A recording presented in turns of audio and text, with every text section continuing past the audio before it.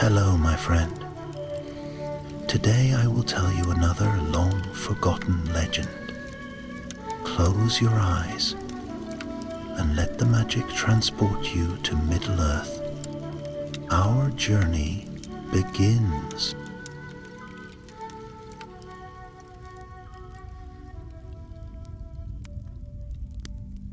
Long ago, in the elder days of the Second Age, when the world was yet young, and the shadow of Sauron had not wholly darkened Middle-earth, there stood the greatest of all the dwarf kingdoms, Khazad-dûm, the mansion beneath the misty mountains. Its doors opened wide in the west, at Dimril Dale, and its vast halls ran deep beneath the stone, lit by lamps of crystal and filled with the sound of hammers ringing on anvil. The dwarves there were mighty in craft and in wealth, and at their head sat King Durin III, who was called the Deathless, for his line was said to endure beyond the reckoning of men.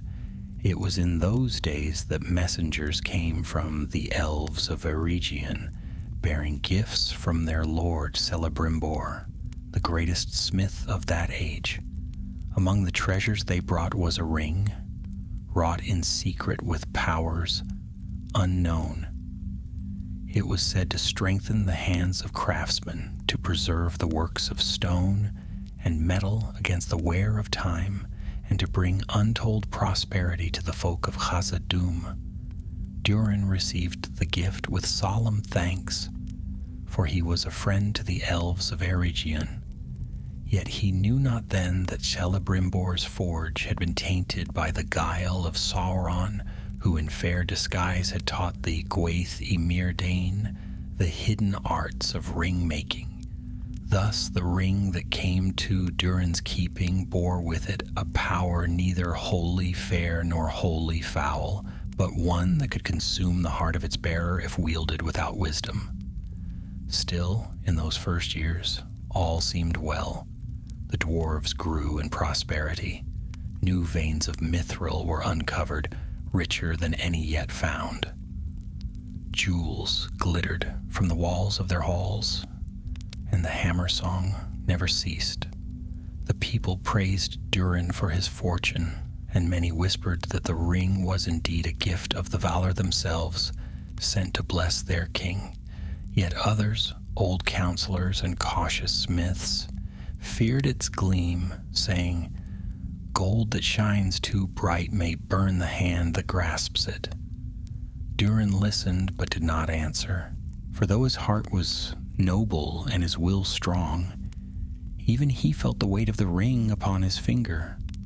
At times it seemed to urge him to delve deeper, to claim more of the riches hidden in the mountain's roots. And when he wore it, his dreams were filled with strange visions. Caverns vast beyond reckoning, a fire that slumbered in the abyss, and a shadowed crown of iron that gleamed with malice.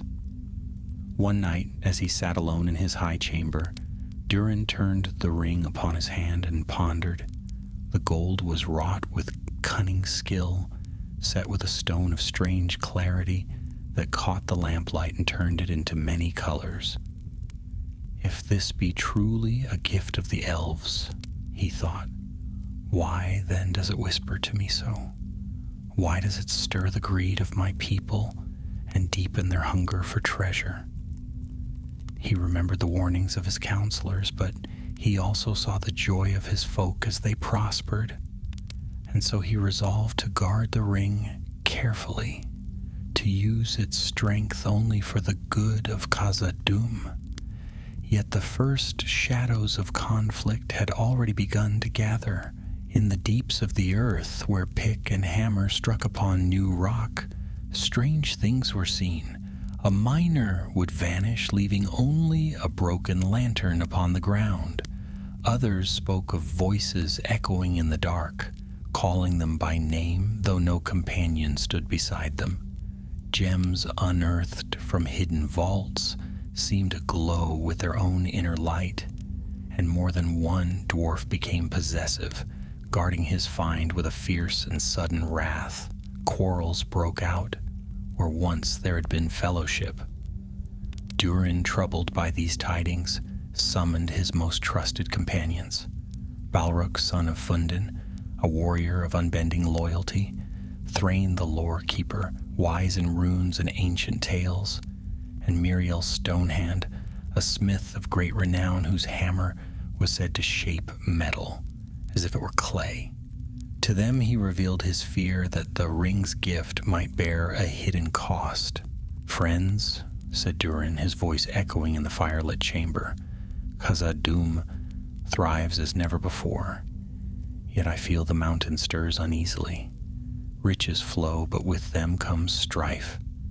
This ring I bear may be both boon and bane. I would seek the truth of it, and for that I must descend into the deepest ways where none have walked since the elder days. Will you come with me?" And they answered with one voice, "We will, my king."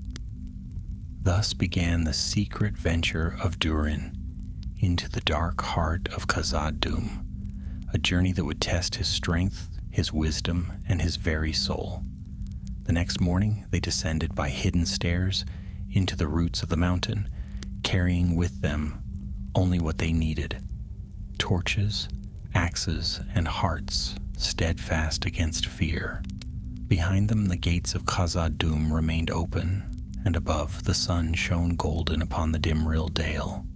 But before them stretched endless blackness, and in that blackness secrets older than dwarves, older even than elves, lay waiting. The ring glimmered faintly on Durin's hand as if eager to lead him on, and so the first step was taken toward a destiny that would shape not only the fate of one king, but the doom of all his line. The torches flickered as the company descended, their flames licking the walls of stone. The stair they followed wound ever downward, carved in ages past when the fathers of Durin first delved Khazad-dûm. Few dwarves now trod these ways, for the lower halls were left to silence, their echoes too strange, and their shadows too deep. Durin walked foremost, his crown of silver glimmering in the light, and on his hand the ring shone faintly, a small star amid the gloom. Behind him strode Balrog, broad of shoulder and axe in hand, his eyes sharp and wary. Thrain carried a satchel of runes and parchments, muttering now and again as he traced old carvings with his fingers. Last came Miriel Stonehand, her great hammer strapped to her back, her braids bound tight against her shoulders. For long hours they descended in silence. Only the steady tramp of boots and the crackle of torches broke the stillness. At last the stair ended in a broad hall where pillars rose like the trunks of titanic trees, vanishing into the dark above. Here the air was colder, and the silence seemed alive, as if listening. Balrog's voice rumbled low. "It feels as though eyes are on us, though I see none." "Stone remembers," said Thrain softly. He traced a rune carved upon a pillar and frowned. "These marks are older than Khazad-dûm. They speak of watchers beneath the world. Few now remember their meaning." Durin turned, his eyes solemn. "Let us not dwell on shadows. We seek truth, not fear. If the ring stirs the mountain, then here in the depths its voice will be clearest." They pressed on, passing through halls left long untrodden, where dust lay thick in broken tools, rusted in forgotten corners. Once they came upon a chamber whose floor glittered with scattered gems, as if some rich vein had burst open, but when Miriel stooped to gather one, it crumbled into dust at her touch. "Not true stone," she said grimly. "A trick, wrought of shadow." Durin clenched his fist about the ring. It pulsed faintly, and for an instant the gems seemed whole again, shining with promise. He turned away, heart heavy.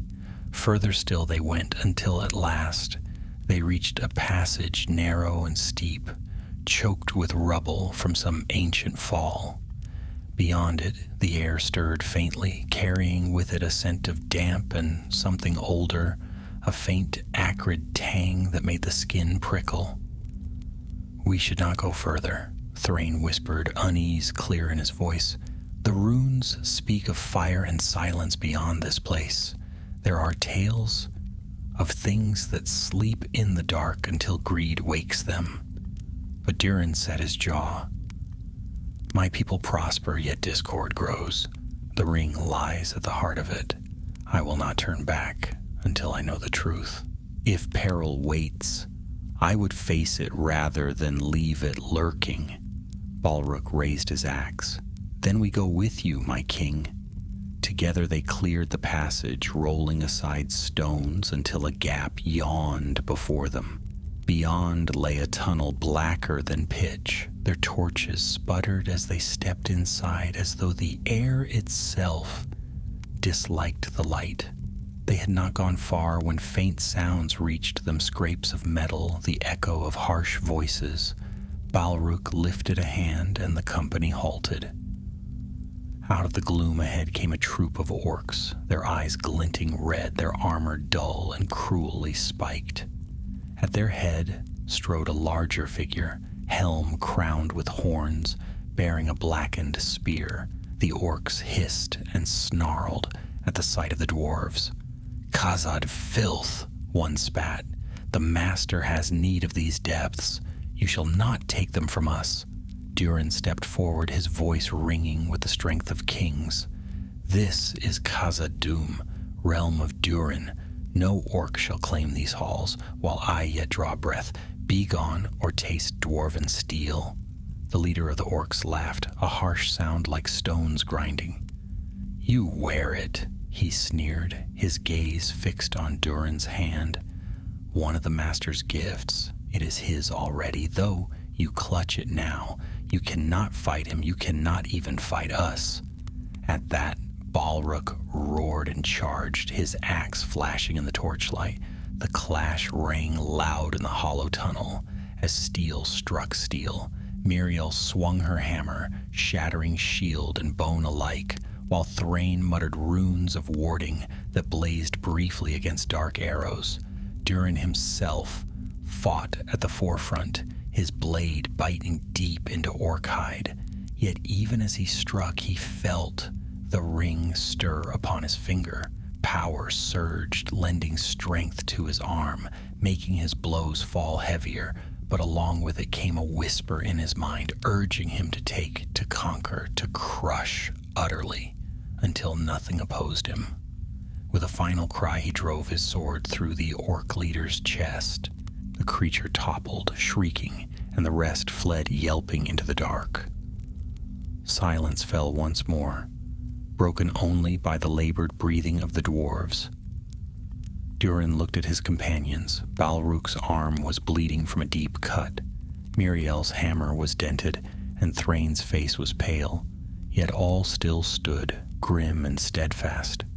"It spoke of a master," Thrain said. "It knew of the ring. That cannot be by chance." Durin's face was stern. "Then the shadow reaches even here. If this gift be truly from my friends in a region, why do orcs call it their masters? We must go deeper, the truth lies ahead." And so, though weary and wounded, they pressed on. Hours passed as they followed the tunnel into greater depths. At last they entered a cavern vast and silent, its ceiling lost in blackness.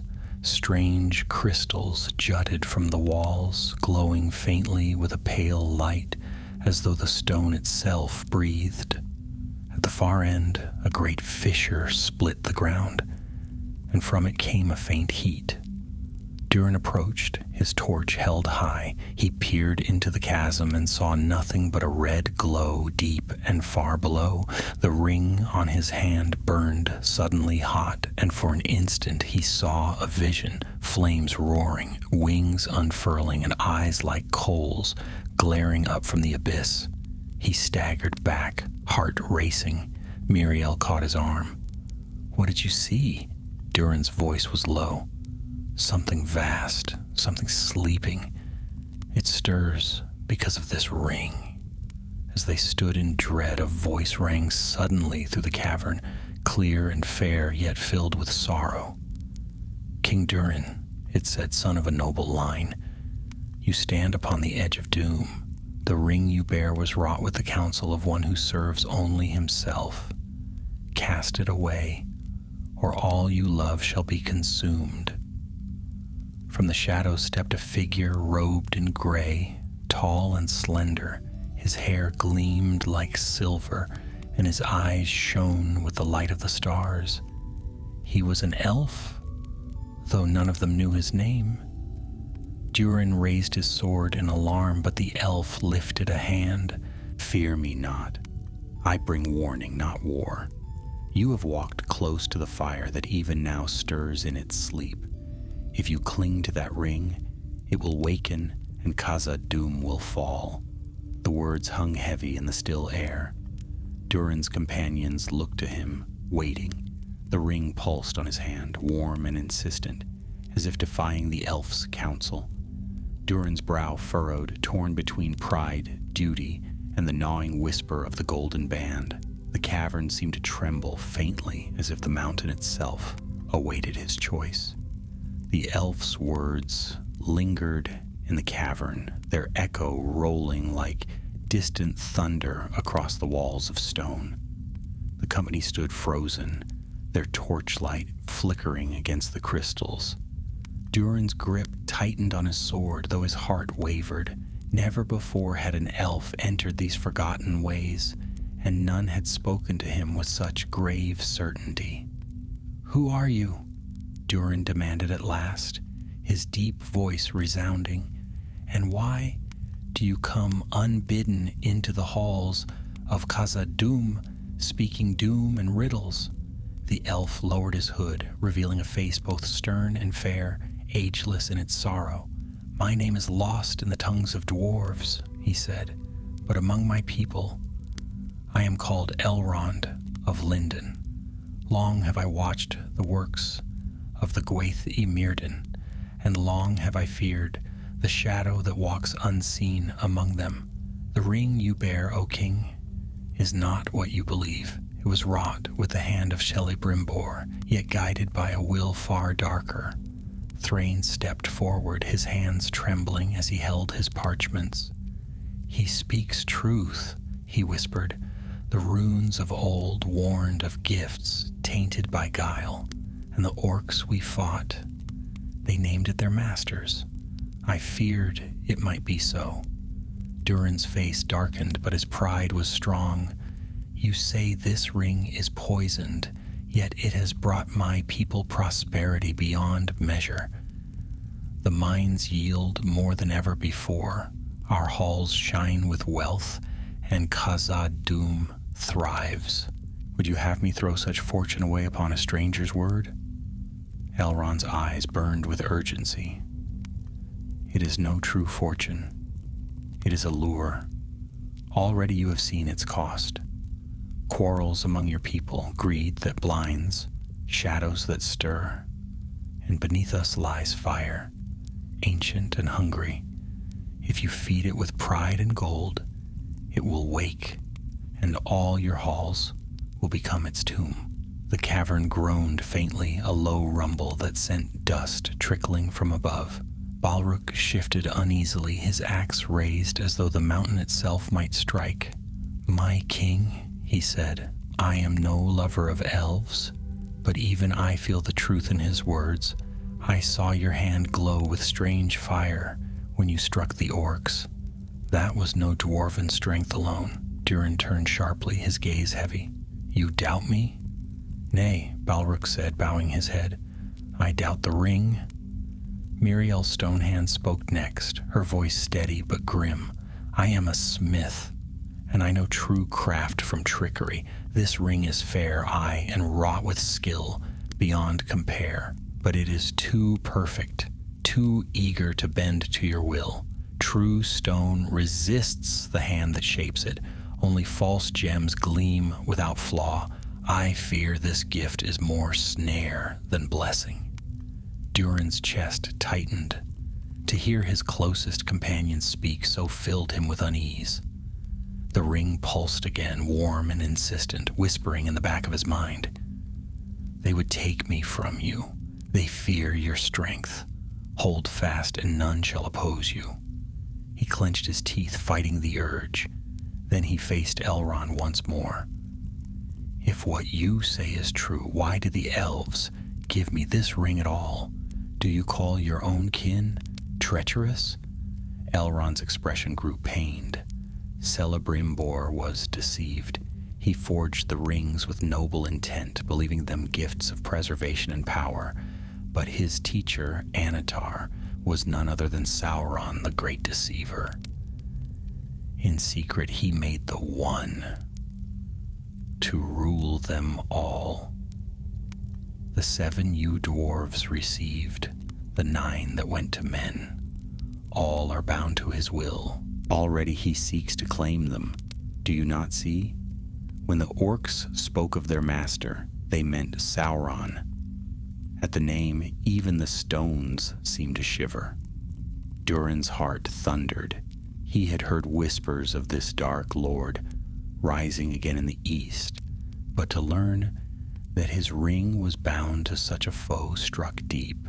Still his pride warred within him. You counsel me to cast aside the greatest treasure of my house, he said, voice low, but Khazad-dûm thrives because of it. Without the ring, might not our fortune fail? Elrond's gaze was piercing. Better to lose fortune than to lose your soul. Already the shadow claws at your people's hearts. You have seen it. You cannot deny it. Silence followed. The company watched their king, waiting. The fisher glowed faintly as if listening. At last Durin sheathed his sword. I will not surrender it, not yet. If this ring is indeed bound to Sauron, then I will master it rather than be mastered. A dwarf bows to no dark lord. I will wield it for the good of Khazad-dûm, and no shadow shall turn me. Elrond's face fell, sorrow in his eyes. You are strong, Durin, but strength alone cannot resist such chains. If you keep the ring, its whispers will grow, and when the fire beneath you wakes, remember that I warned you. With that he turned and walked into the shadows, his figure fading until only the echo of his footsteps remained. Durin stood unmoving, the weight of his choice heavy upon him. His companions looked troubled, but none spoke. At length he turned back toward the passage. We return, he said. Khazad-dûm awaits, and our people must be guarded. Whatever lies beneath shall not wake while I hold watch. They retraced their steps through the dark, though unease clung to them like a shadow. When at last they reached the upper halls, the torches of Khazad-dûm blazed warmly once more, and the sounds of hammers and voices filled the air. Yet even amid the light, Durin felt the ring burn faintly, as though mocking his resolve. Days turned to weeks. The mines of Khazad-dûm poured forth riches greater than ever before. Mithril was found in abundance, bright and pure as moonlight. Jewels glittered like stars, and the forges rang with endless song. The dwarves rejoiced, and Durin's people hailed him as the greatest of their kings. But beneath the joy, strife brewed. Miners quarreled over claims, smiths guarded their secrets jealously, and merchants grew harsh and possessive. Once brotherly friendships soured into rivalry. Durin saw it all, and though he sought to set matters right, the ring urged him to tighten his rule, to command obedience rather than counsel it. One night, unable to rest, he walked alone in the great hall of Khazad-dûm, where vast pillars stretched like trees, and the ceiling shone with silver lamps.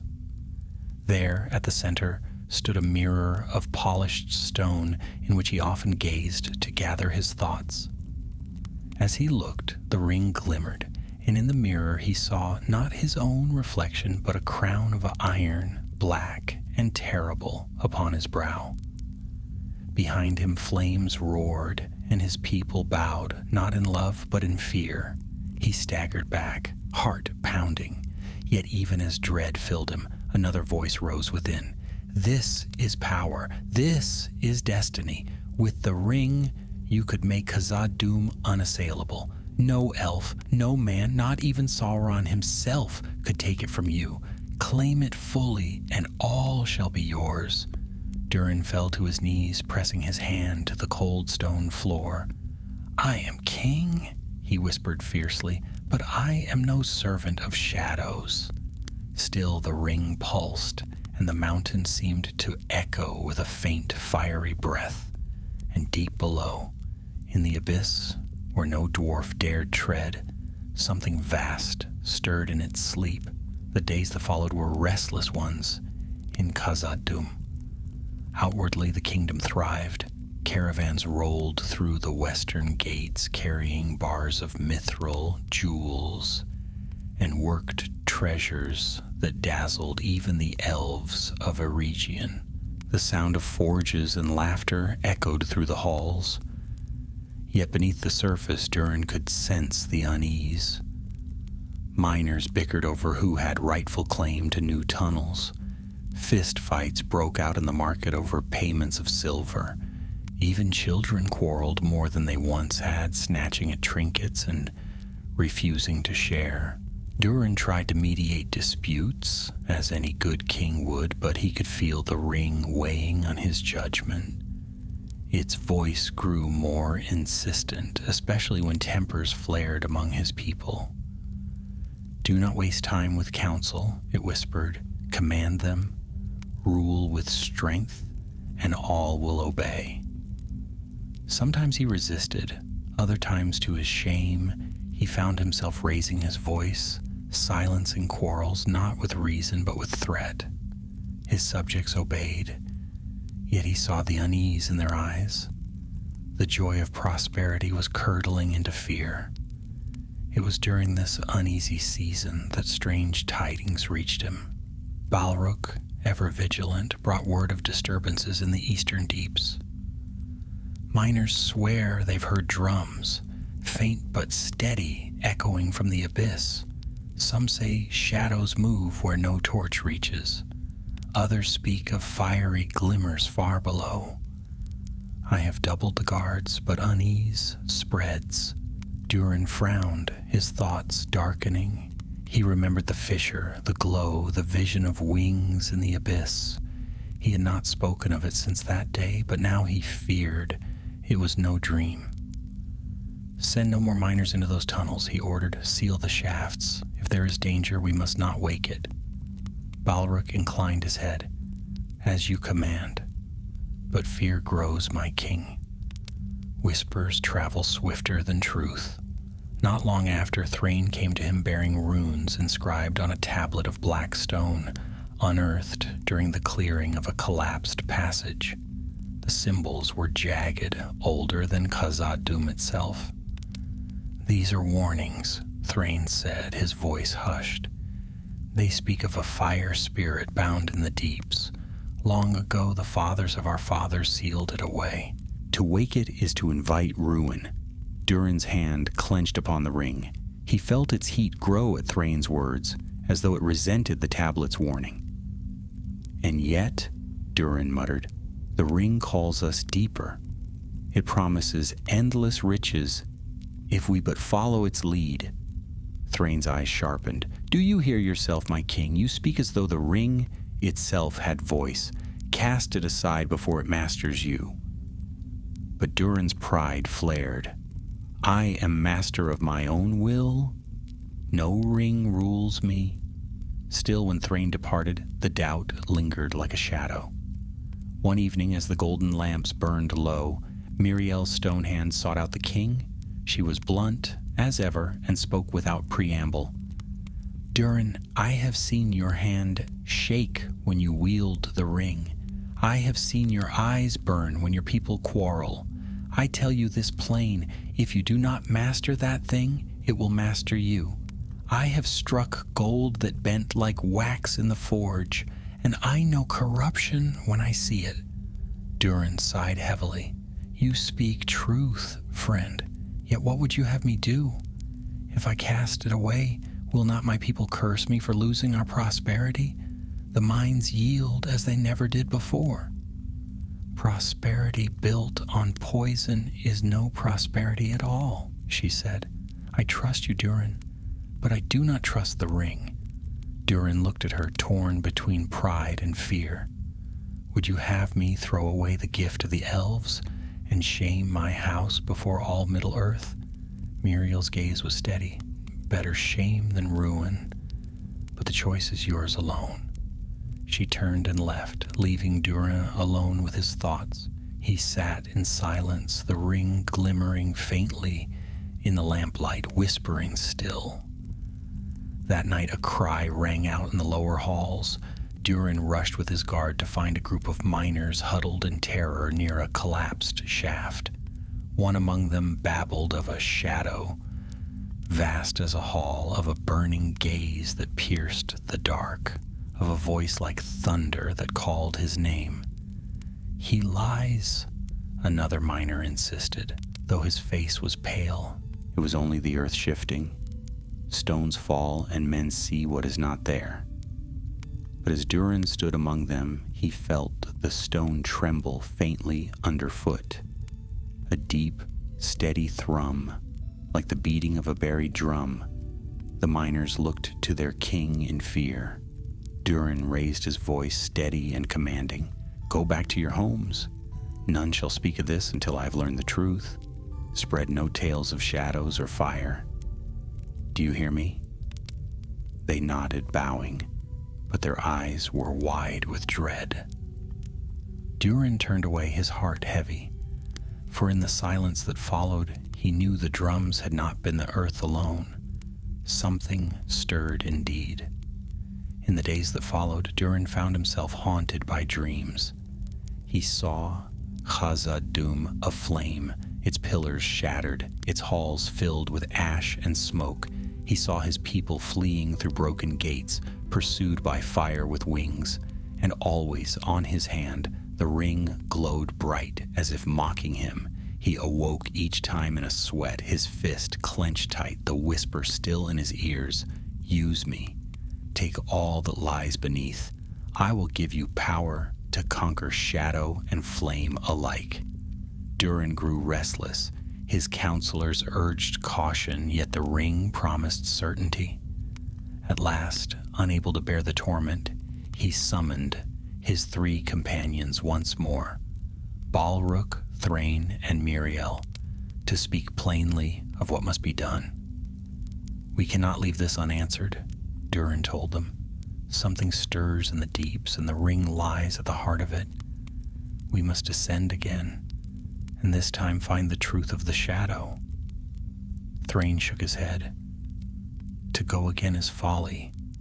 The warnings are plain. Leave the deep sealed and cast the ring into the fire. Only then shall Khazad-dûm be safe." Balrog frowned. "I swore to follow you, my king, but I say this. If you wear the ring into the abyss, it will not be you who returns." Muriel said nothing at first. Then she struck her hammer against the stone floor, sparks flying. "If you go, I go. Not for the ring, but for you. Someone must be there to strike it from your hand, if the shadow takes you." Durin looked at them each in turn. "Then it is decided. At dawn we go." That night he walked once more in the great hall, gazing at the mirror of stone. The ring gleamed faintly, and in its reflection he saw a crown not of iron this time, but of mithril, shining bright. His people cheered, their voices raised in adoration, and Khazad-dûm stood eternal, unbroken. It was a vision of glory, of triumph everlasting. He reached out a hand to the reflection, yearning, but then the crown turned black. The cheers became screams, and fire consumed all. Durin recoiled, gasping, sweat upon his brow. The vision faded. leaving only his own weary face. "I will master you," he whispered to the ring. "I will not fall." Yet even as he spoke, the faint drums echoed once more, and the mountain shivered, and in the depths fire stirred, waiting. The dawn that followed broke clear and cold upon Dimrill Dale, but no light touched the company that gathered within the darkened halls of Khazad-dûm. Durin rose early, donning mail of silvered steel and a cloak the color of deep stone. His crown rested upon his brow, but in his hand he bore not a scepter of ceremony, but a broad-bladed axe forged in the elder days of his fathers. Upon his finger gleamed the ring, its stone glimmering faintly, even in the dimness of the chamber. Balrog came armed as always, his axe sharper than whetted glass, his shield scarred yet unbroken. Thrain carried not only his runes, but a staff of oak tipped with iron, for he was no mere scholar, but a keeper of ancient wards. And Miriel Stonehand bore her great hammer, its head bound in mithril bands, so heavy that no other dwarf could lift it. Yet in her grip it moved like a smith's tool. Few others knew of their departure. Durin had given strict command that the matter remain secret for fear of stirring panic. Yet the halls were full of whispers regardless. The miners spoke of drums, the merchants of quarrels, and the smiths of quarrelsome shadows cast by their forges. Though no one dared speak openly, all knew that unease haunted the roots of the mountain. The company passed down the long stair once more, torches in hand. The sound of Khazad-dûm's forges and markets faded behind them, replaced by the deep silence of forgotten ways. Stone closed about them, cool and heavy, as though the mountain itself watched their descent. Durin's voice broke the quiet. "This time we do not turn back until we find the truth. If shadow dwells in the deeps, it shall not be left to stir unseen." Balrog grunted in approval, though his eyes flicked off into the dark. Thrain muttered under his breath, tracing protective runes upon the stone as they walked. Miriel said nothing, her hammer resting ready upon her shoulder. Hours passed as they pressed on deeper and deeper into halls where even Durin's forefathers had seldom walked. Dust lay thick upon the floors, cobwebs hung like banners, and the air grew stale. Once they came upon a cavern whose walls glittered with veins of mithril, shining like moonlight. Even Balrog paused to admire it, but Miriel struck her hammer hard against the rock. "Do not touch it," she warned. "Stone so rich should not lie so near the surface. It is bait, not bounty." And indeed, as the echo of her strike faded, the light of the mithril seemed to dim, leaving only dull gray stone behind. Durin frowned. "The ring seeks to tempt us at every step. It shows what we most desire. We must guard against it." Onward they went. The tunnels narrowed, forcing them to walk single file. Strange noises drifted from the dark, the faint rattle of stone, a whisper like breath, the echo of a footstep where none walked. More than once they turned with weapons raised, but nothing stood there, only silence, heavy and thick. At length they reached the fissure where they had met Elrond before. It yawned wide, red light glowing faintly from its depths. The air was warmer here, carrying with it the acrid scent of smoke. Durin halted, staring down into the abyss. The ring pulsed upon his hand, eager, as though calling to the fire below. Visions stirred again at the edge of his sight, wings unfolding, eyes blazing, fire licking upward to devour all. He clenched his teeth and turned away. "We go further," he said. "We must know what lies beyond." But before they could move, a sound broke the silence, a drum beat, deep and hollow, rolling up from the depths. One beat, then another, then another. The stone trembled faintly beneath their feet. Balrog's face hardened. "It wakes." Thrain raised his staff, his voice sharp with fear. "Turn back, Durin. This is no path for mortals. If we go on, we wake more than we can master." But Durin's pride flared. "Would you have me flee? I am king of Khazad-dûm. I will not turn from shadows in my own halls." He stepped forward, leading the way along a narrow ledge that skirted the fissure. The others followed reluctantly, torches held high. The ledge wound downward closer to the glow until the heat grew stifling and sweat gleamed upon their brows. At last they entered a vast cavern, so wide their torches could not reach its far walls. Great pillars of black stone rose like the roots of the mountain, and at its center yawned a pit, red light pouring upward like breath. The drumbeats grew louder here, echoing until the cavern itself seemed to pulse with them. Then from the shadows opposite, movement stirred. Figures emerged. Orcs, a score or more, their armor blackened, their eyes gleaming with malice. At their head strode a tall orc captain bearing a spear tipped with cruel fire. Durin raised his axe, his voice ringing. "These are the halls of Durin. No filth of Mordor shall claim them." The orc captain sneered. "The halls are ours already, little king. You wear the master's ring. Soon you will kneel or burn."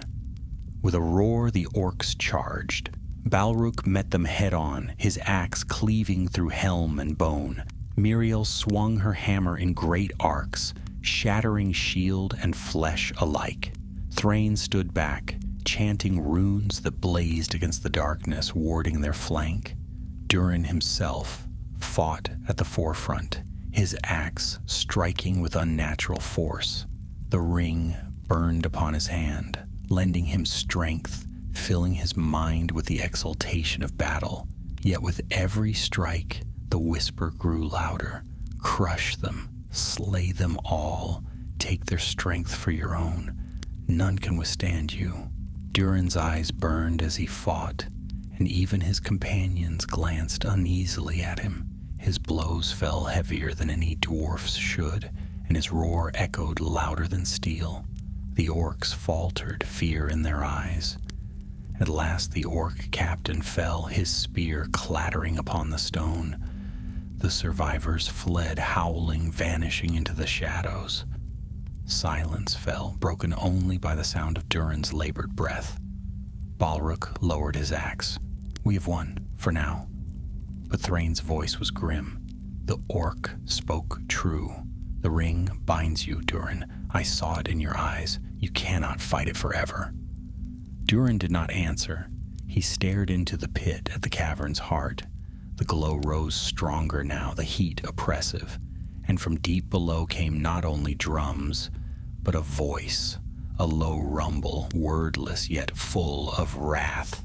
The mountain shook, dust falling from the pillars above. The fissure blazed brighter, as though fire stirred beneath. Miriel seized Durin's arm. "We must leave, now!" But the ring burned, and Durin could not turn his eyes away. He felt its pull urging him closer, whispering promises of power beyond measure. "Take it, wake it, bind it to your will, and Khazad-dûm shall stand eternal." His feet moved unbidden toward the pit. "Durin!" Balrog's voice boomed, echoing with fear and anger. "Step back. Do not listen." The king halted, trembling, torn between pride and dread. His companions closed around him, weapons ready as the cavern trembled again. From the depths rose a single thunderous roar, shaking the stone itself. The fire beneath was waking, and the ring on Durin's hand burned hotter than ever before. The roar that shook the cavern seemed to come from the bones of the mountain itself. Dust fell in choking clouds, and cracks split across the stone floor, glowing with red light. The torches sputtered as if the very air recoiled from the sound. Durin staggered, clutching at his axe, but his eyes were fixed upon the pit. Something moved deep within the fire, a shadow vast and terrible, writhing like smoke, yet heavy as stone. For an instant, wings unfurled against the glow, and two eyes like molten coals glared upward. Balrog's voice thundered, "By stone and steel we must flee. That is no foe we can fight." But the ring burned upon Durin's hand, its whisper rising like a scream. "Claim it, wake it fully, bind its fire to your will, and none shall defy you. Not elf, not orc, not even Sauron himself." Durin's breath came harsh, sweat streamed down his brow, and his heart pounded with the strength of a war drum. For a moment he saw himself crowned not in iron, nor in mithril, but in living flame, his throne unassailable, his people bowed in awe. The vision dazzled him, filled him with terrible longing. Miriel seized his arm, shaking him hard. "Durin, do you hear it? It lies. You are no slave to shadows. Fight it." He looked at her, eyes blazing with inner fire. "What if it does not lie?" he whispered hoarsely. "What if I could master it? Master the fire, master the ring? Then Khazad-dûm would endure forever." Thrain stepped forward, raising his staff. His voice shook, but his words were firm. "Better Khazad-dûm fall to ruin than be ruled by flame. A king who wields shadow will find only ash at the end. Cast it away, Durin, now before it is too late." But the mountain groaned again, and from the pit rose a column of flame, searing bright. The cavern blazed as though lit by 1,000 forges, and the roar shook their very bones. Out of the fire a shape began to rise. Vast shoulders, a crown of smoke, and a whip of flame that cracked like thunder. Balrog stared in horror. "A Balrog," he breathed. "One of Morgoth's fire demons left from the Elder Days. By Durin's beard, it sleeps no longer." The great creature heaved itself upward, half hidden in fire and shadow. Its eyes burned like twin suns, and its roar made the stone tremble. Durin's companions turned to him, waiting for command. He stood frozen, torn between the ring's insistent promise and the terror of what he beheld. The whisper in his mind had become a roar. "Take it. Rule it. With me you can bind even this fire spirit to your will." He raised his hand, the ring blazing with unnatural light. For an instant the Balrog faltered, as though it had seen him. The whisper screamed triumph.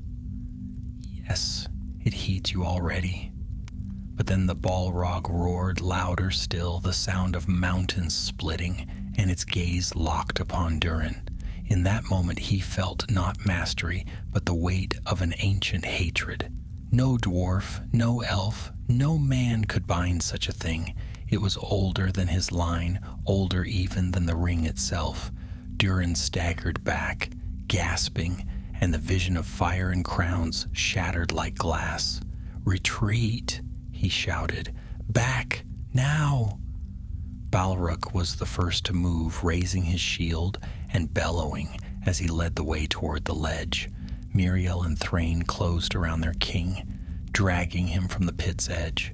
The Balrog's whip lashed out, striking the stone where Durin had stood a heartbeat before, shattering it to rubble. Rocks tumbled. Heat seared their faces, and the air filled with the stench of burning stone. The dwarves ran, stumbling along the ledge as the mountain quaked around them. Behind them the Balrog surged higher, its form looming against the glow. It had not yet climbed free, but its wrath was terrible. Fire leapt from its body, licking at the pillars, and shadows danced like living things. They scrambled upward, hearts pounding, as the roar of the demon followed them. The ring still burned on Durin's hand, whispering desperately now, "Do not flee, turn, claim it, only I can give you power over it." Durin clenched his teeth and forced his legs to move faster. He felt the weight of the ring like a chain dragging at his arm, but he would not stop. At last they reached the fissure's rim, gasping in the cooler air. The drums still echoed faintly, but the fire's roar had lessened. The Balrog had not climbed after them, not yet, but the heat of its wrath lingered, a reminder that it was awake now and watching. They collapsed upon the stone floor, chests heaving. For a long moment none spoke. Then Balrog turned to his king, fury blazing in his eyes. "You would have doomed us all," he roared. "Had Miriel not seized you, you would have stood there and tried to bind a demon of Morgoth. What madness drives you?" Durin's face was pale, his eyes shadowed. "It was the ring," he whispered. "It spoke. It promised." Thrain struck his staff hard against the floor. "And you listened. You, who should be the rock of your people. If even you cannot withstand its voice, then it must be destroyed." The word hung in the air like a hammer blow. Durin clenched his fist around the ring, his hand trembling. To cast it away meant surrendering the prosperity it had brought, the treasure, the glory. His pride screamed against it, yet in his mind he still saw the Balrog's eyes, ancient and merciless. "I cannot destroy it," he said at last, voice low. "It is bound with power beyond mine. Not even fire would unmake it. And if I cast it away, Sauron's hand may yet reclaim it." "Then lock it away," Miriel said, her voice like steel. "Bury it where none may find it. Do not wear it, Durin. Swear to us you will never wear it again." Durin looked at her, then at his other companions. Balrog's eyes burned with anger, Thrain's with despair. He felt the weight of their faith, the sting of their disappointment. Slowly, painfully, he drew the ring from his finger.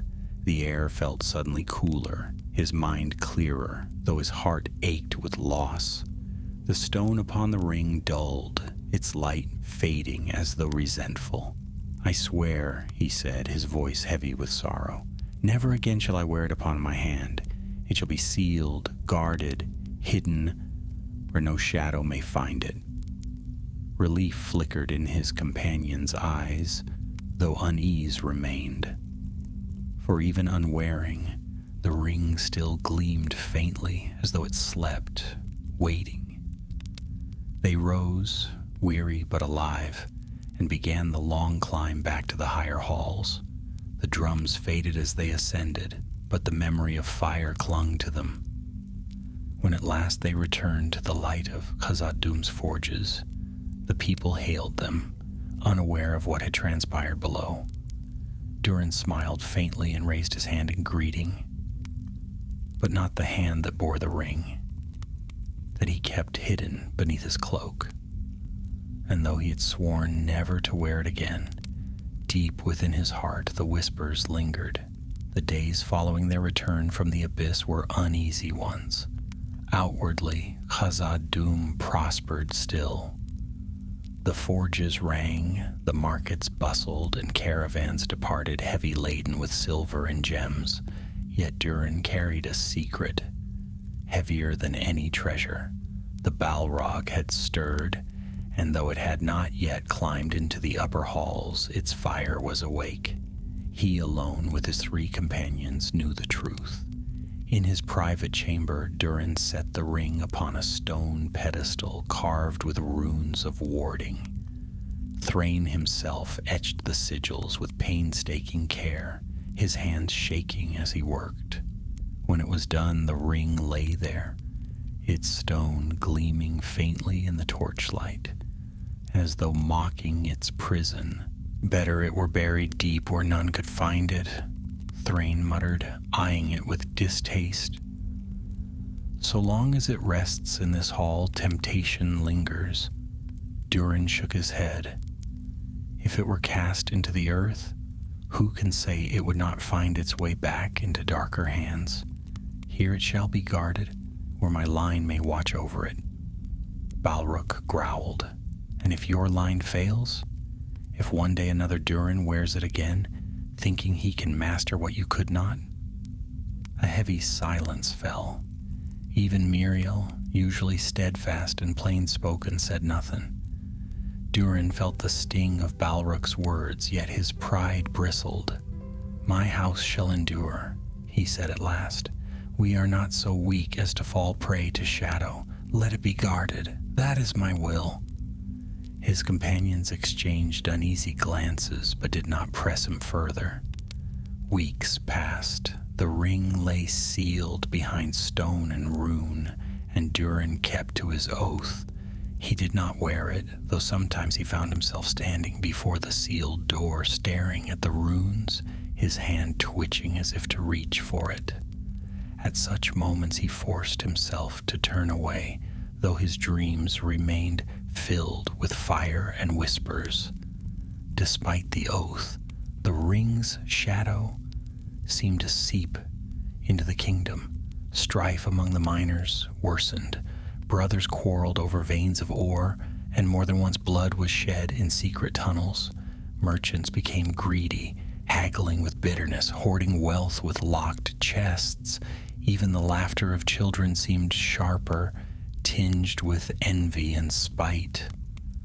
Durin strove to restore peace, but his words carried less weight than before. His people obeyed him still, but not with the same trust. Some muttered that their king had grown stern and distant, less a father and more a judge. Others whispered of strange lights in the mines and shadows that crept along walls where no torch burned. Muriel came to him one evening, her face grave. The forge smiths argue like rabid wolves. 2 were slain today over the ownership of a single gem. I have worked metal all my life, Durin, but never have I seen such hunger in the eyes of dwarves. This is not natural. Durin's heart sank. He remembered Elrond's warning. Already the shadow claws at your people's hearts. But he forced his voice to firmness. "We will endure. I shall not wear the ring, and without it its strength will fade." But even as he spoke, he doubted his own words. It was not long before fresh peril arose. Scouts returned from the eastern tunnels, speaking of orcs, massing in greater number than ever before. Bands of raiders skulked near the mines, testing the guards, vanishing into the shadows when pursued. "They do not seek gold or silver," Balrog reported grimly. "They seek something else. They search the deeps with purpose, as if guided." Durin felt the ring's weight upon his spirit, though it lay locked away.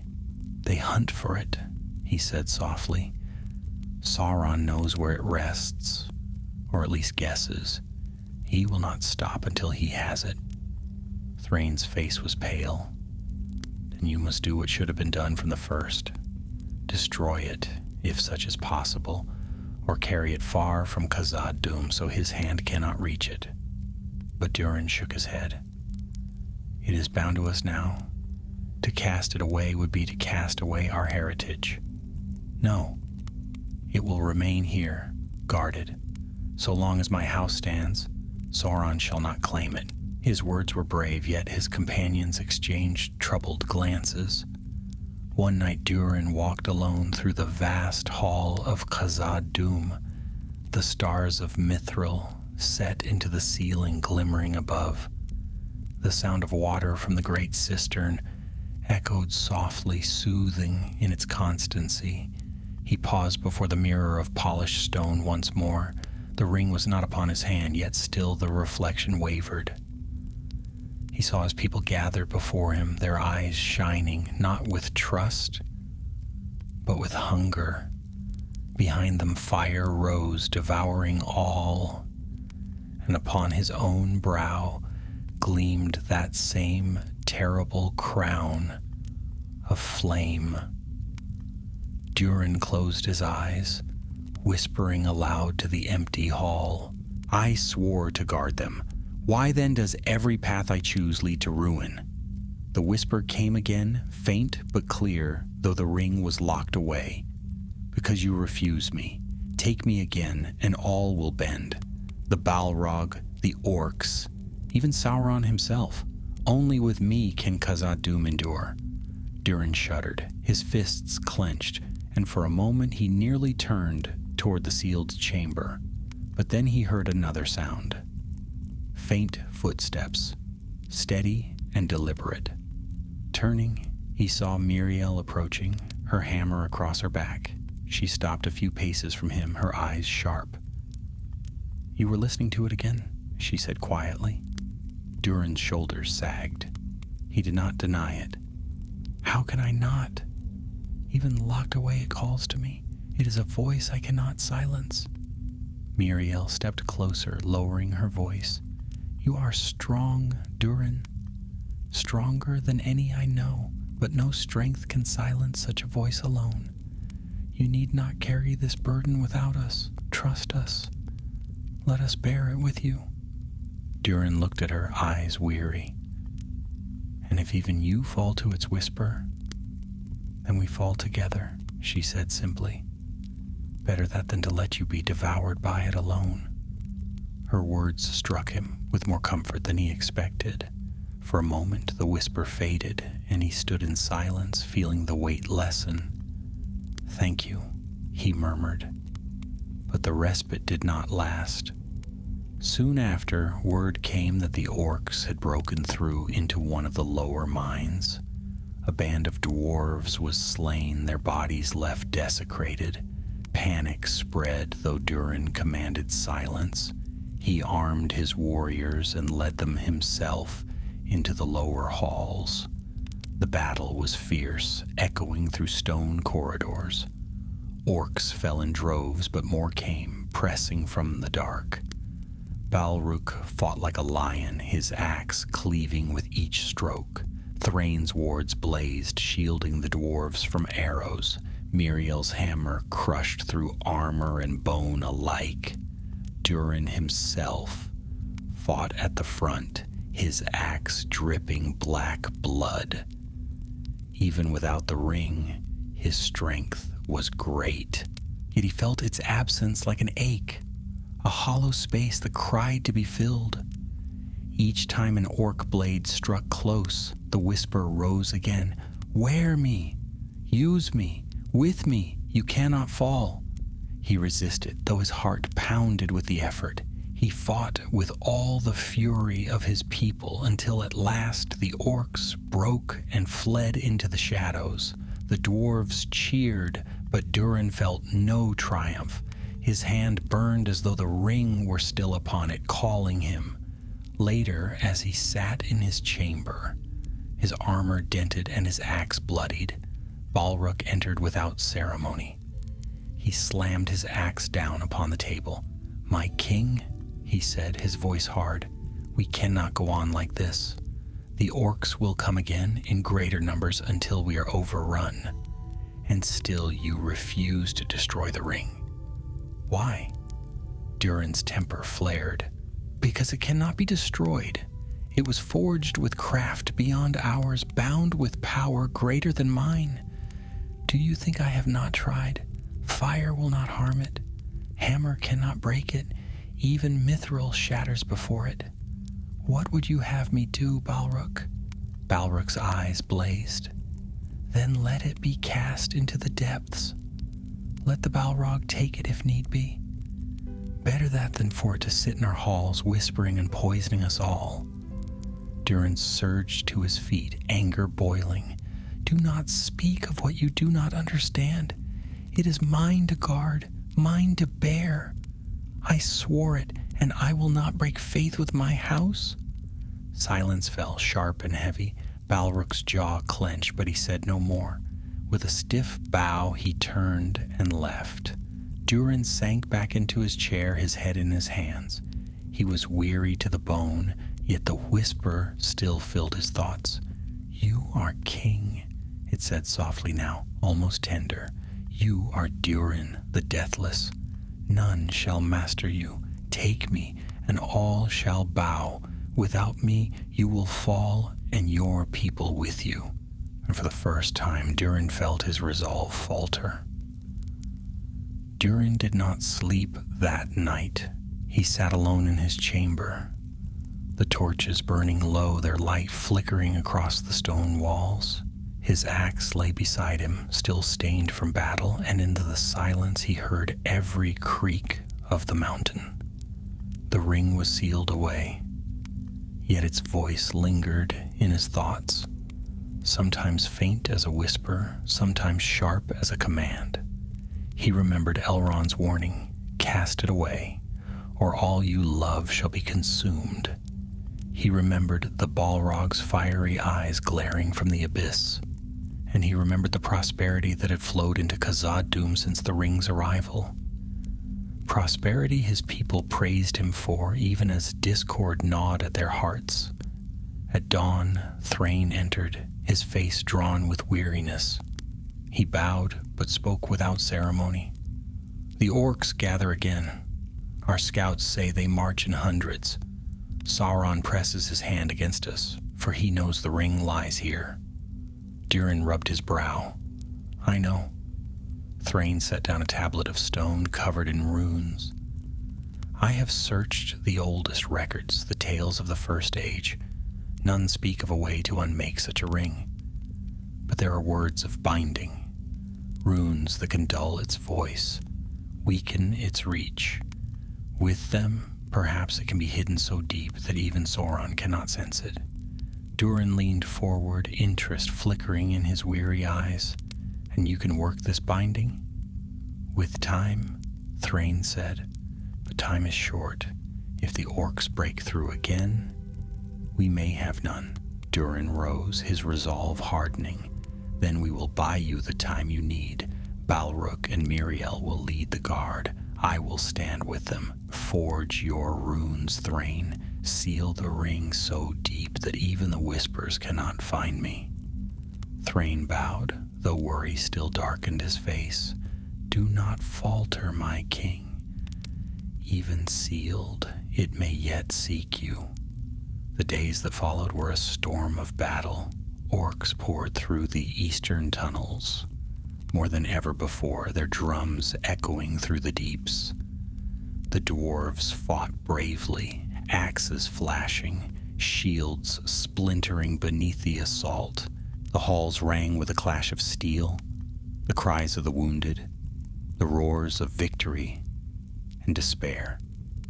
Balrog became a wall of iron, his shield holding firm even when pressed by 10 foes.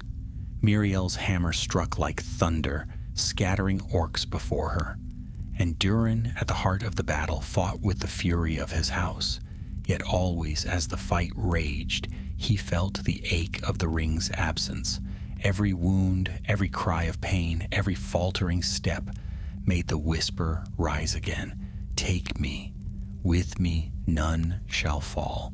With me the orcs shall break like twigs. You need me, Durin." He resisted, though his hands shook with the effort. More than once his companions caught him glancing toward the sealed chamber, and their eyes grew grim. After one long day of fighting, as the dwarves pushed the orcs back into the shadows, Durin stumbled into a side chamber and sank against the wall, his chest heaving. His vision swam, his arms heavy with exhaustion. Then the whisper came again, sweeter than before. "You need not suffer. One touch, one word, and I will give you strength. I will save them all. Without me, you will fail, and their blood will be on your hands." Durin's head dropped into his hands. For a long moment he nearly rose, nearly walked straight to the sealed chamber to claim the ring once more. But then Miriel's voice cut through the haze. "Durin." He looked up to see her standing in the doorway, her hammer across her back, her eyes sharp and unyielding. She stepped into the chamber and crouched before him. "You're listening to it again," she said, her tone firm but not unkind. Durin's throat tightened. It promises strength. Enough to save them all. Can I deny my people that, when they bleed and die in the dark?" Miriel shook her head. "It lies. You saw what happened when you tried to claim the Balrog. Do you think it would be different now? It does not want to save your people, Durin. It wants to own them, to own you." He closed his eyes, shame burning in him. "Then what am I to do? Each day we fight, and each day they come stronger. My people grow weary. My line will be cursed as the king who led Khazad-dûm to ruin." Miriel placed a calloused hand on his arm. "Your people do not need an immortal king or endless riches or power over fire. They need you. They need Durin, stubborn, proud, but true-hearted. The ring is nothing compared to that." For the first time in many days, the whisper faltered. Her words shone like light against the darkness in his mind. Durin drew a deep breath and rose, his strength returning. "You are right. I swore never to wear it again, and I will hold that oath." Miriel smiled faintly. "Good, now come. Balrog will be shouting at the guards again if we delay. He says they cannot swing an axe properly unless he yells loud enough to shake the walls." Durin almost laughed, the tension easing from his chest. Together they returned to the battlefront. Meanwhile, Thrain worked day and night in the sealed chamber. He carved runes into iron bands, etched them with mithril dust, and set them into a coffer of black stone. His chants echoed through the hall, binding wards older than Khazad-dûm itself. At last, pale and weary, he brought the coffer before the king. "Place it within," he said. "With these runes, its voice will be muted. Perhaps not forever, but long enough that it cannot master you." Durin hesitated only a moment before taking the ring in his hand. It burned cold, as though resenting his touch. The whisper rose again, urgent, pleading. "Do not shut me away. I am yours. I am your strength. Without me, you will fall."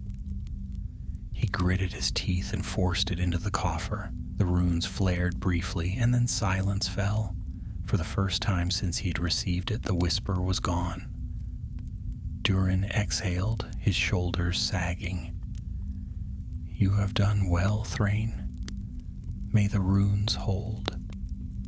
Thrain bowed, though his face remained grave. "They will, for a time. But such things cannot be silenced forever. One day it will stir again." Durin nodded. "Then let my line guard it. It is our burden until the end of days." For a time peace returned. The orcs fell back, their numbers lessening. The forges of Khazad-dûm sang again, and laughter echoed through the halls. The people hailed Durin as victorious, the king who had turned aside the shadow. But in the silence of night, when he lay alone in his chamber, Durin sometimes thought he heard faint echoes in the stone. Not whispers now, but something deeper. The slow beat of drums far below and the faint breath of fire. The Balrog slept again, but not as deeply as before. Durin knew that he had won only a reprieve, and so Khazad-dûm stood, bright and prosperous, its king steadfast and wise. Yet beneath the mountain fire waited. The ring lay sealed, its voice muted but not destroyed, and Durin's line was bound to guard it as he had sworn. The people rejoiced, but the shadow lingered unseen, for the ring's hunger was patient and the fire in the deeps was eternal. Years passed in Khazad-dûm, and the memory of fire in the deeps grew dim for most. The forges sang day and night, the markets bustled with trade.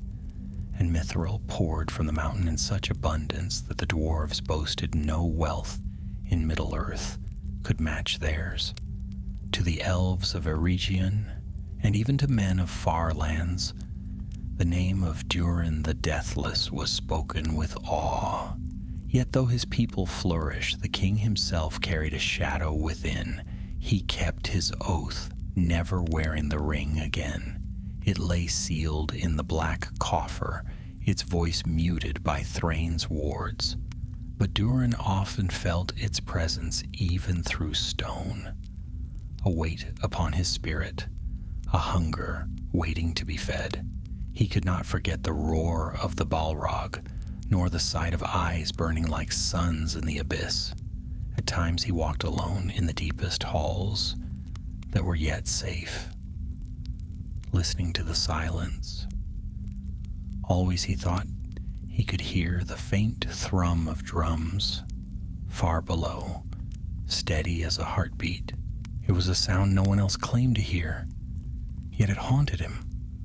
Miriel remained by his side, as steadfast as stone. She watched him closely, quick to step in when weariness threatened to overtake him. Balrog grew fiercer in his duties, commanding the guard with iron will, though he still cast grim looks whenever the sealed chamber was mentioned. And Thrain aged swiftly, his hair turning silver, the years of rune work and sleepless nights etched upon his face. One evening, as the great feast of Durin's Day drew near, Balrog came to the king in haste. "Scouts report smoke upon the eastern horizon," he said.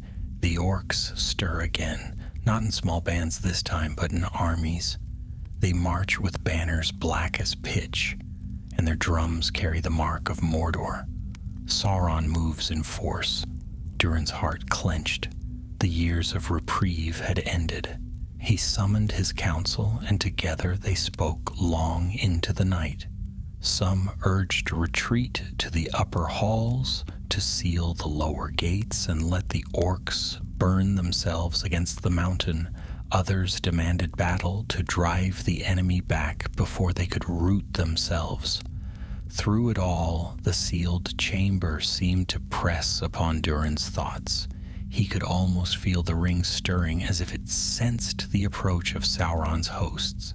And faintly, very faintly, he thought he heard it whisper again, "Take me, with me, no army can prevail against you.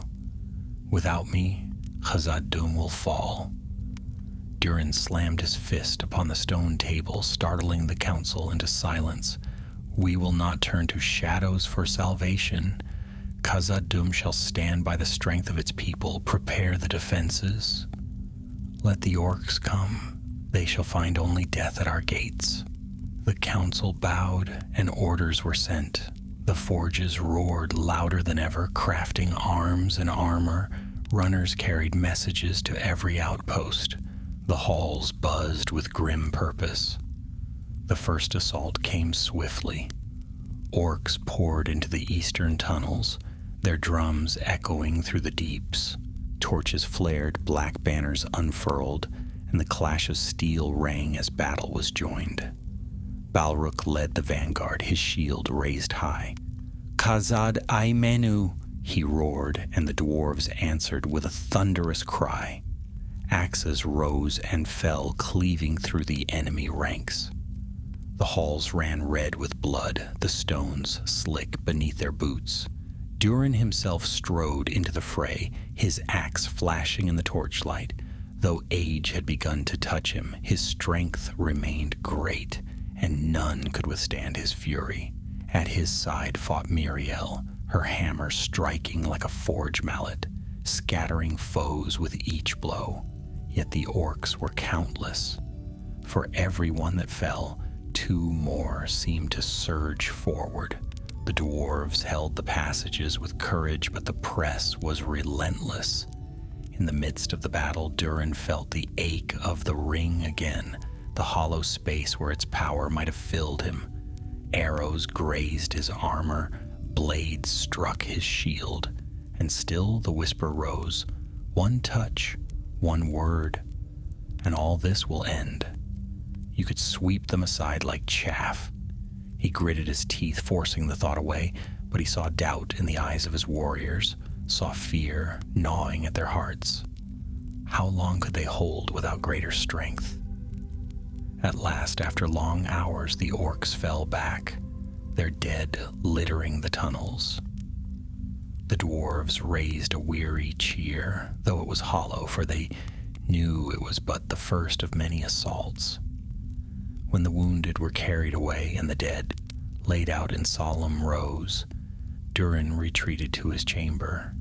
He sat alone, staring at the sealed coffer, his hand trembling. "Without me you will fall," the whisper came again, faint but insistent.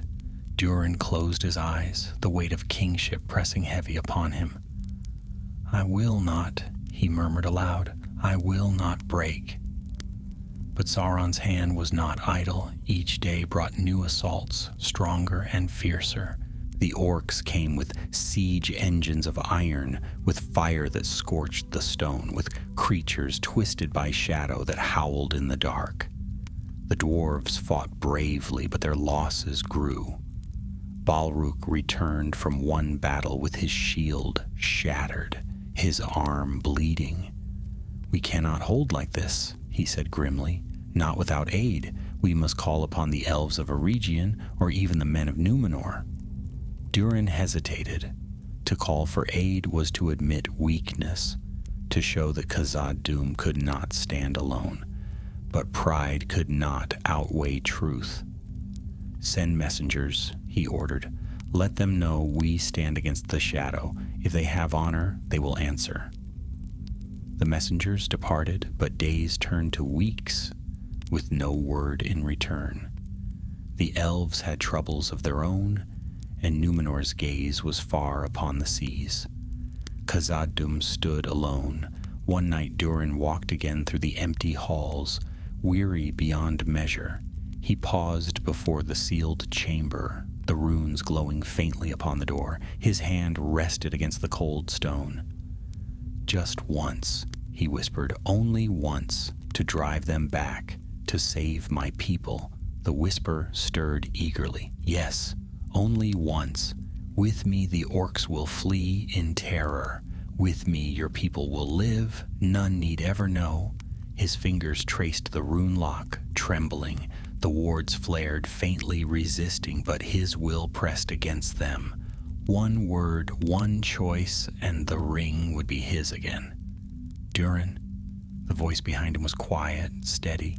He turned to see Miriel standing there, torch in hand. Her eyes were calm, though sorrowful.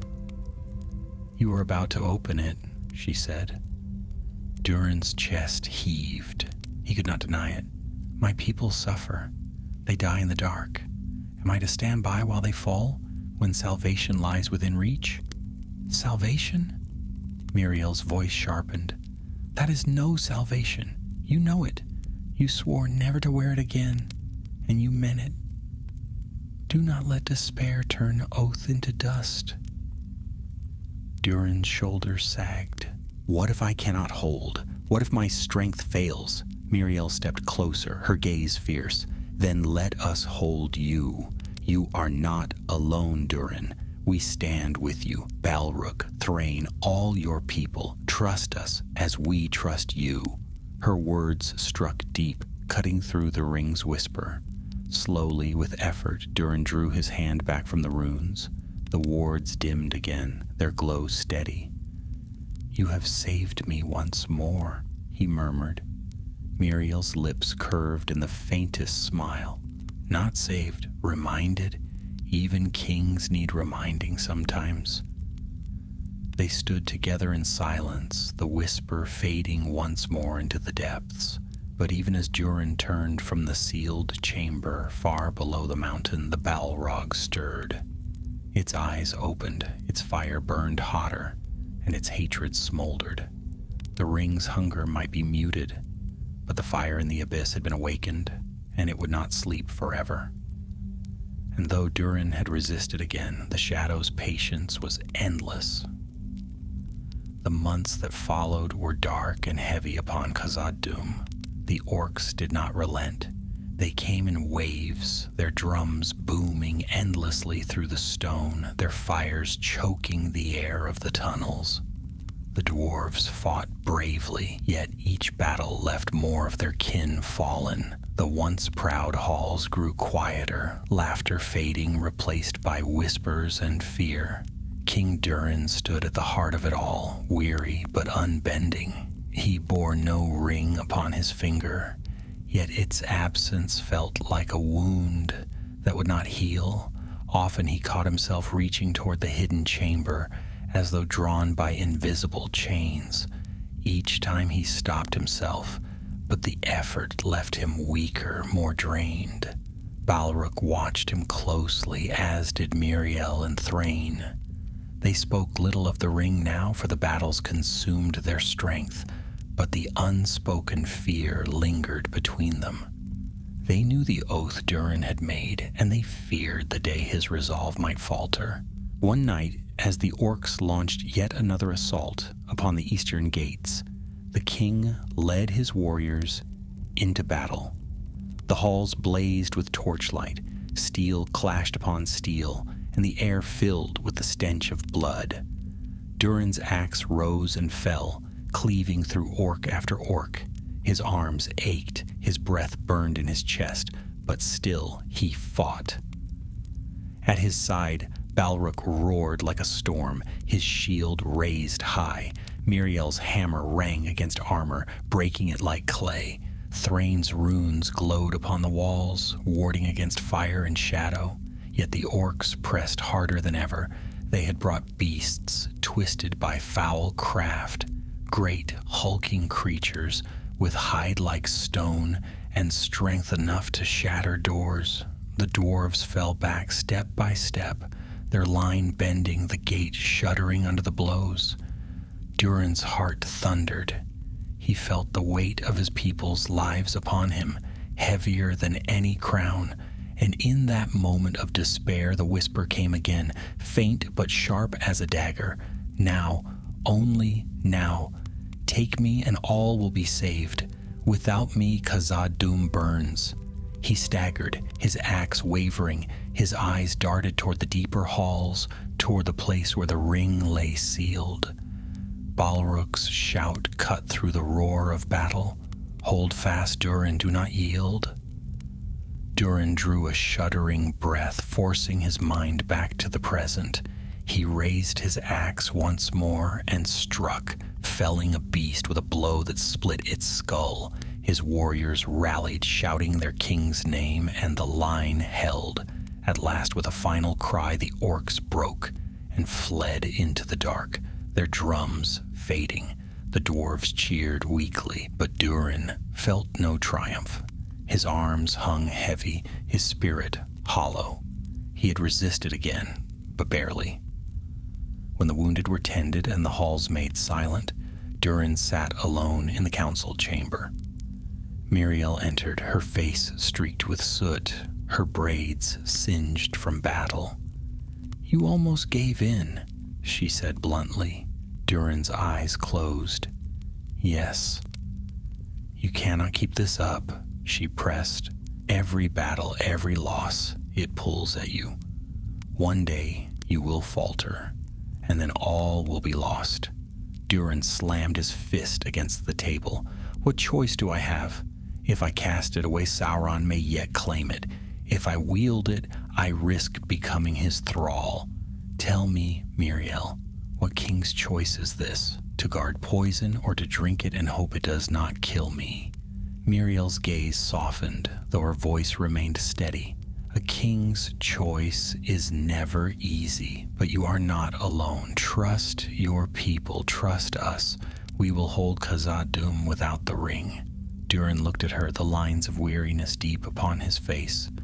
"And if we cannot, then we fall," she said simply. "Better to fall free than to stand in chains." Her words struck him hard, and he had no answer. As winter crept through the mountains, the assaults lessened. The orcs seemed to withdraw. Those scouts reported movement in the deep tunnels. The silence was uneasy, as though the enemy gathered strength for some final blow. Durin walked often through the halls, speaking with his people, encouraging them. He saw the weariness in their eyes, but also their resilience. They still believed in him, still called him deathless, still trusted that under his rule, Khazad-dûm would endure. One evening he stood upon the high balcony overlooking the great hall. The forges glowed below, the lamps of crystal shone bright, and his people moved like shadows among the pillars. For a moment, pride swelled in his chest. This was his kingdom, his people, his charge. But then he felt it again. A faint tremor in the stone, a low beat like a drum far below. He knew what it meant. The Balrog had not forgotten, and in the silence of his heart the whisper stirred once more. You cannot resist me forever. Fire waits, shadow waits. When you fall, I will rise. Durin gripped the railing, his jaw tight. Not while I yet live, he murmured. Not while one stone of Khazad-dûm still stands. The uneasy peace ended with sudden fury. One night, as snow fell upon Dimril Dale, the lower halls shook with thunder. Orcs poured through a breach, greater in number than ever before, their drums booming, their cries echoing like the howls of wolves. The dwarves rallied, but the enemy pressed with terrible strength. Fire spilled into the tunnels, smoke choking the air. Beasts larger than horses crashed against the gates, their roars shaking the walls. Durin led his warriors once more, his axe flashing, his voice a beacon. But even as he fought, he felt the mountain tremble with a deeper power. Stones cracked, dust fell, and from the abyss rose a roar greater than all the rest. The Balrog's roar, echoing like doom. The dwarves faltered, terror in their eyes. Some dropped their weapons, frozen by fear. The orcs pressed harder, their master's fire at their back. Durin's heart pounded. He saw his people faltering, saw ruin looming, and the whisper rose again, louder than ever. Now, Durin, now, take me, and all shall bow. Without me, all shall burn. His hand shook, his mind torn. He saw visions of fire, of crowns, of ruin. He saw his people dead, his halls shattered, and in the midst of it all he saw himself, standing alone, the ring upon his hand, the fire at his command. For one breath he nearly gave in. Then a hand seized his shoulder. Balrog, his face grim and bloodied, shouted in his ear, "We hold, Durin, with or without the ring, we hold. Do not let it take you." Another voice came, Miriel's, fierce and unyielding.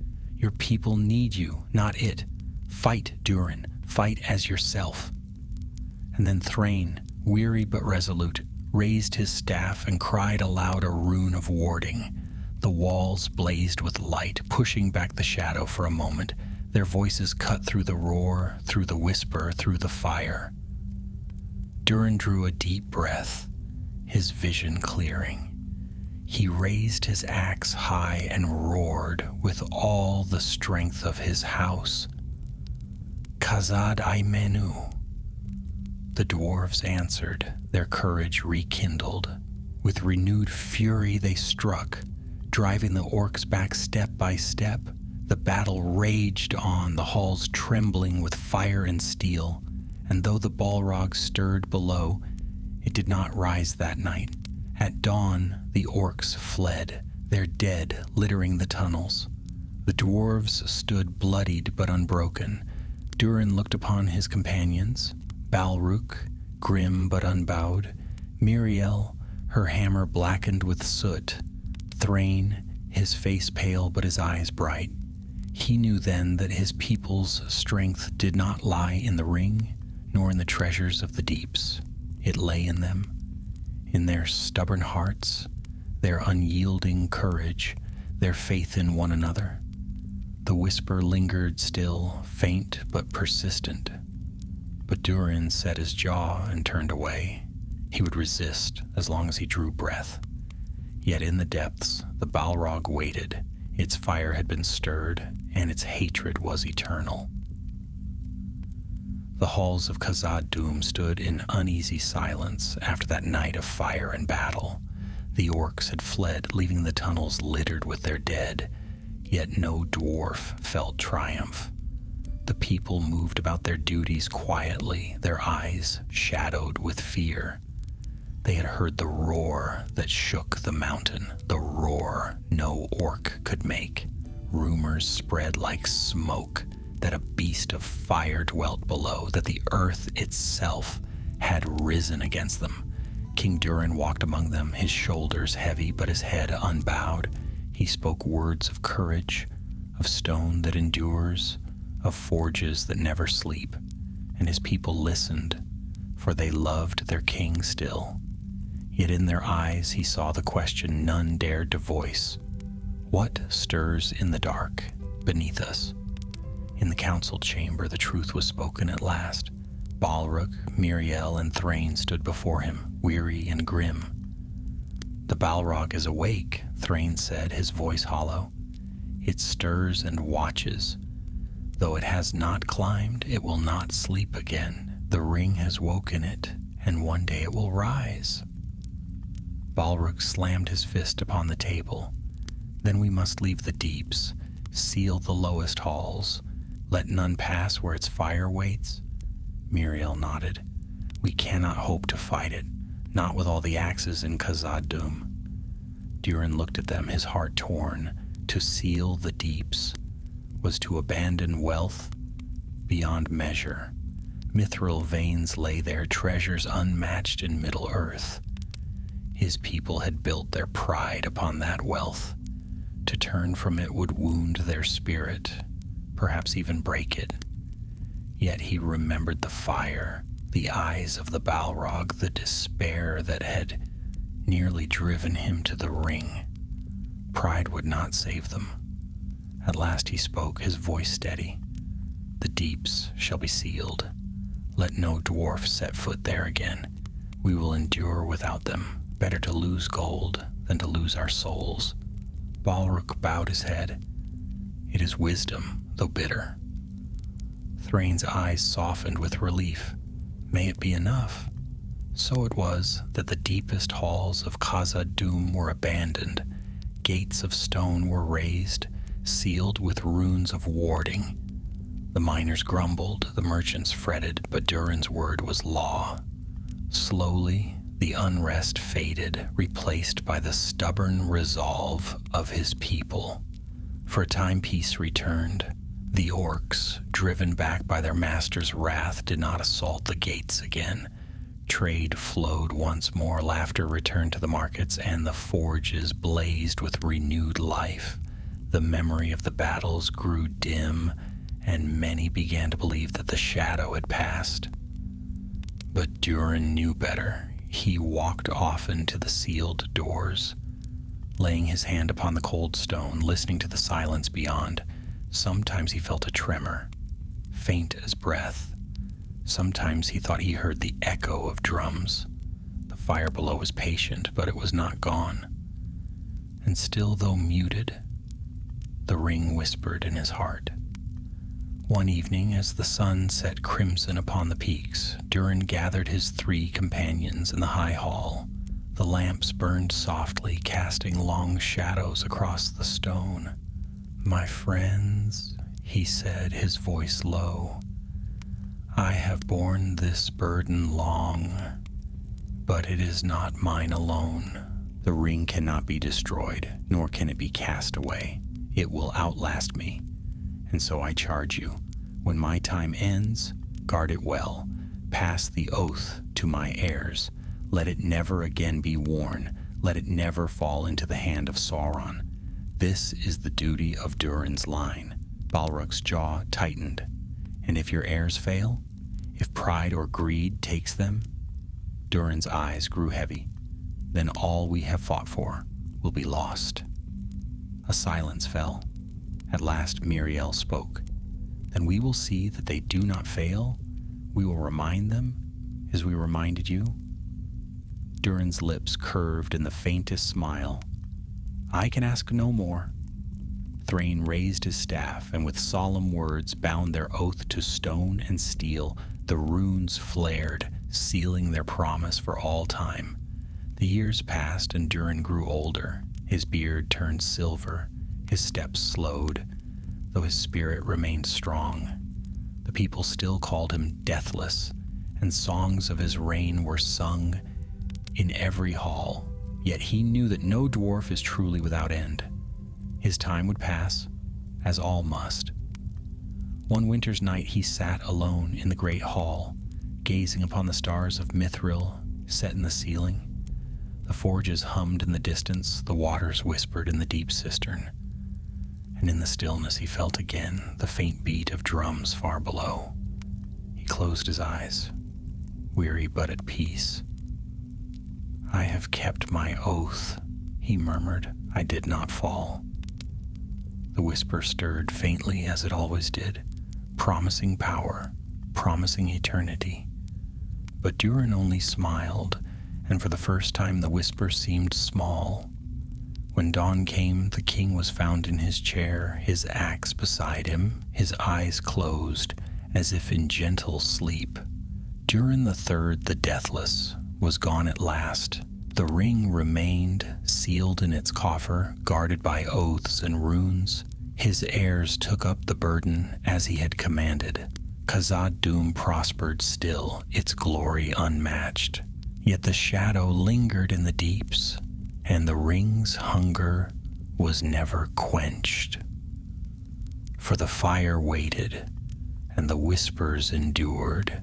And though King Durin had mastered his pride, the doom he foresaw would one day fall upon his people when another of his line, bolder or more desperate, listened to the call of the ring. But that was not this tale.